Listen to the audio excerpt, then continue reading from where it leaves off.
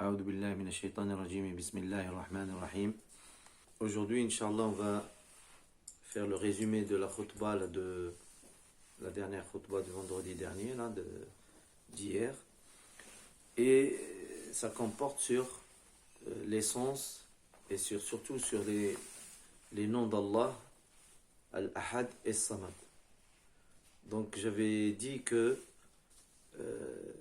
Allah Azza wa Jal, il nous a permis de l'adorer en lisant le Coran, en faisant le dhikr. Nos meilleurs moments, les meilleurs moments qu'on passe dans notre vie, c'est les moments qu'on passe avec Allah Azza wa Jal, en lisant le Coran et en faisant le dhikr d'Allah. Et Allah, donc, il nous a permis de lire le Coran, mais pour profiter du Coran, il faut comprendre le sens des versets, comprendre les ordres d'Allah dans chaque verset. Et là, aujourd'hui, on est avec cette sourate Al-Ikhlas. Qul huwallahu ahad, la plupart des gens, ils connaissent. Mais est-ce qu'on connaît vraiment le sens de cette sourate? D'où vient le Ikhlas, le nom Ikhlas? Il n'y a pas l'Ikhlas dans toute la sourate. Souvent, le nom de la sourate, on le retrouve dans la sourate à l'intérieur. Mais l'Ikhlas, il n'y a pas. Et les ulama, ils ont dit, Al-Ikhlas, ça veut dire que Allah akhlasa, il a choisi cette sourate juste pour se décrire.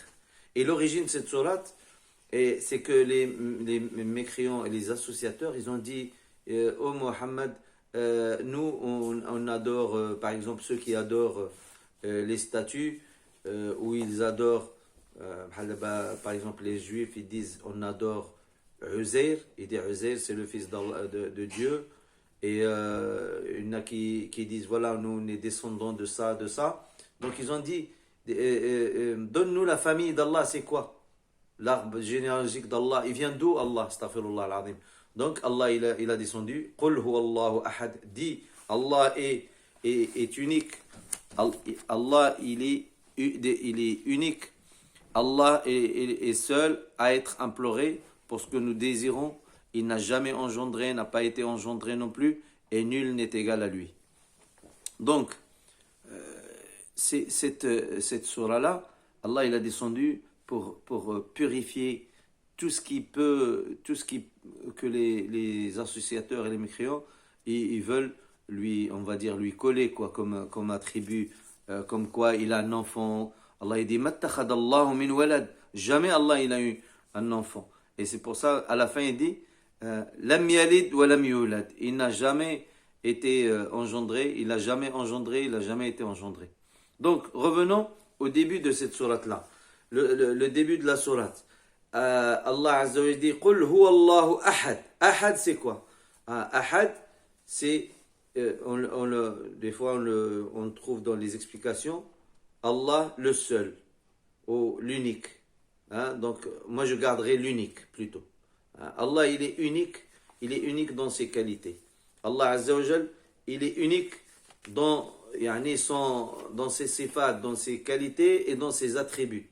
C'est Al-Ahad. C'est l'unique qui n'a pas d'homologue, n'a pas de ministre, il n'a pas de semblable, il n'y a rien de pareil à Allah Azza wa Jal. Il n'a pas d'équivalent. On ne peut qualifier autre qu'Allah avec ce nom Al-Ahad. Al-Ahad, c'est Allah. Tu entends Al-Ahad. On entend Abdul Ahad, serviteur, esclave de l'Ahad. On entend des fois Ahad. Mais Al-Ahad, c'est Allah Azza wa Jal seulement.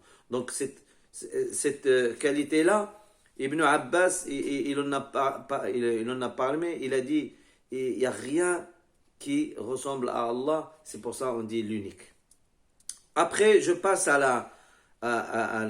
au nom d'Allah ou la qualité d'Allah, As-Samad. Qul huwallahu ahad, dit, il est Allah l'unique. Allahu Samad. C'est quoi Samad? Eh bien, quand on voit dans l'explication ou dans la traduction, j'ai regardé dans le livre que tout le monde lit, là où il y a l'arabe et le français, ils ont mis le seul à être imploré pour ce que nous désirons. Mais au fait, c'est plus complexe. As-Samad, c'est Yasmudu lahu al-bashar, tous les êtres humains, tous les anges, toutes les créatures se dirigent vers lui. Quand il y a un besoin, tout le monde se dirige à lui, que ce soit celui qui croit ou celui qui ne croit pas. C'est ça, Samad. Tout le monde se dirige vers lui, lui, il n'a besoin de personne. Il est le premier qui n'a pas de début et le dernier qui n'a pas de fin. Il est l'infini dans ses qualités. Ibn Abbas, c'est un compagnon, c'est Abdullah ibn Abbas, il a dit c'est le maître qui a été parfait dans ses décisions, dans ses qualités, dans tout ce qu'il a créé, c'est parfait. Allah il dit regardez le ciel, peut-être allez-vous trouver une défaillance, mais regardez encore une fois. Dans un verset, Allah il dit Allah tient les cieux et la terre qu'elle ne tombe. C'est-à-dire tout ce qu'il a fait, Allah, c'est parfait. Toutes les qualités d'Allah, c'est parfait, c'est complet, il n'y a pas de défaillance. Kamula fi sharafihi, il est parfait dans ses honneurs. Tout le monde, il te dit, moi, je suis honoré, un tel, il est honoré. Mais tu peux le trouver déshonoré dans une autre situation, dans un autre lieu, dans un autre endroit. Allah, il est honoré, et ses honneurs sont complets. Allah, Azza wa Jal, il est l'azim, il est le grand, et il est parfait dans sa grandeur. Il n'y a pas de choses qui peuvent perturber cette grandeur. Il n'y a pas, c'est la grandeur infinie, la grandeur complète, parfaite. Allah Azza wa Jal, il est sage. Sa sagesse, elle est complète. Et tout ça, c'est relié à Samad. Samad, c'est toutes ces qualités, toutes les qualités d'Allah, et tu mets à côté qualité complète, parfaite, et ça rejoint le mot Samad. C'est pour ça, quand on implore Allah, c'est bien d'implorer Allah avec ce nom-là, As-Samad. Il a été prononcé une fois dans le Coran. Une fois dans le Coran, c'est dans cette sourate-là.